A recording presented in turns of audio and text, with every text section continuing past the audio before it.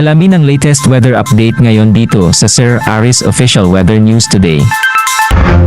Sa kasalukuyan po ay wala tayong binabantayan na low pressure area o bagyo sa loob at labas ng ating Philippine Area of Responsibility at wala din po tayo naasahan na sama ng panahon na makakaapekto sa anumang bahagi ng ating bansa sa mga susunod na araw. Ngunit kung makikita po natin dito sa ating latest na satellite animation, meron po tayo namamantaan ng mga kumpul na kaulapan o linya ng mga kaulapan na nakakaapekto sa may bahagi ng Mindanao.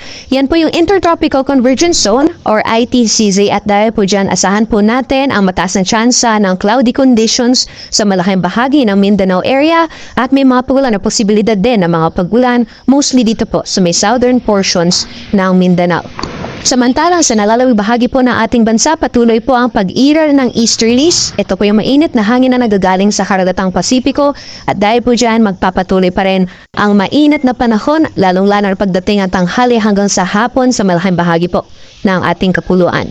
For the rest of the week naman po, inaasahan natin magpapatuloy ang ganitong laday ng panahon. Yung Intertropical Convergence Zone most likely magpapatuloy pa rin ang epekto or magpapatuloy pa rin ang epekto sa may Mindanao area sa mga susunod na araw. So mataas po yung chance ng cloudy conditions over the next few days dito po sa may Mindanao sa mga susunod na araw po yan.